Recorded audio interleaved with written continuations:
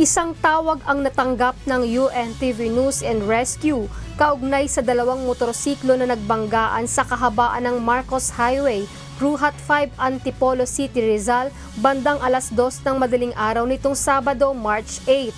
Ang isang biktima ay lalaki na may edad na 33 taong gulang ay nagtamo ng mga gasgas sa kanang balikat, braso, kamay at tuhod.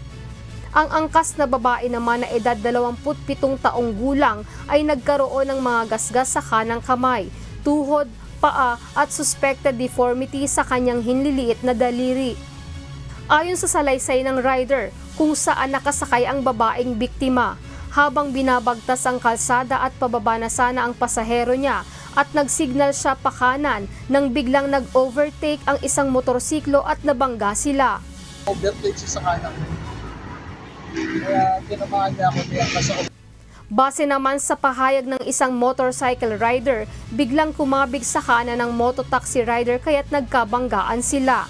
Matapos lapatan ng first aid ang mga biktima, ay dinala sila sa Antipolo City Hospital System Annex 4.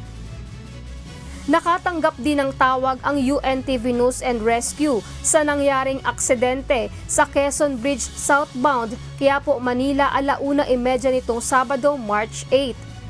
Isang 21 anyos na babaeng motorcycle rider ang biktima na taga 14th Street Port Area, Manila. Ayon sa rider, nahagip siya ng 16-wheeled truck na dahilan ng kanyang pagka-aksidente. Nagtamo ng gasgas sa kaliwang tiyan, sugat sa kaliwang kamay at deformity sa kaliwang forearm ang biktima na agad namang nilapatan ng paunang lunas ng grupo. Dito po, 3 truck kami magkakasunod. Tapos yung motor, parang nagkakarera sila, marami silang motor eh. Kasi isa may cargo pa dyan isa. So pagdating natin dito, narinig kami sa yung sumemplang, dumiretso, ayun, sumigsag nga po doon sa meno na yun. Diyan pumasok yung gulong niya, yung harap, yung gulong niya sa unahan. Pagkatapos malapatan ng first aid, inendorso ng team ang rider sa Philippine General Hospital. Lizel Nael, Huma, Hataw sa Balita Ngayon.